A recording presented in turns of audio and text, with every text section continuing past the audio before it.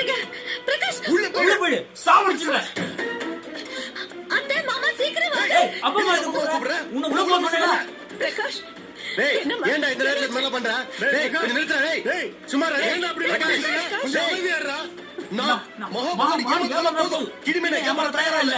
இத பைக் பாக்கும்போது பிரகாஷ் என்னங்க நீங்க? நான் இவ்ளோ சொல்றேன் என்ன நம்பாம இப்படி பண்ணிட்டு இருக்கீங்க? முன்னாடி உள்ள. டேய் நிறுத்துடா. உன் ஆத்திரத்தினால தான் நீ எல்லாத்தையும் அழிச்சிட்டு இருக்க. நீ நார்மலாவே இருக்க மாட்டியா?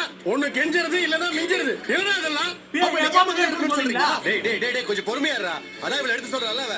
இப்போ உனக்கு என்ன வயசு ஆயிடுச்சா இல்ல கோள இருக்கடா? இன்னொரு குழந்தை பெத்துக்கலடா. ஒண்ணும் பிரச்சனை இல்லடா. இன்னொரு குழந்தை பெத்துக்கலாம். மூஞ்சி பார்க்கவே வெறுப்பா இருக்கு. சத்யா அழாதம்மா. அதுக்காக இப்படி எல்லாம் பேசுறேன்னு சத்யா.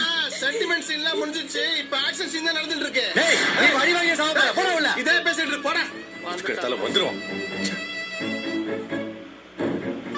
அப்பா உள்ள போங்கப்பா. பிரகாஷ் வாடா. கிட்ட தனியா விடுங்க. போங்க. நீங்க போங்கப்பா. அம்மா நீங்க போங்கம்மா நான் பாத்துக்கறேன். நீங்க போங்க. மாமா வா சத்யா வா சத்யா. போ சத்யா நான் பாத்துக்கறேன். வா.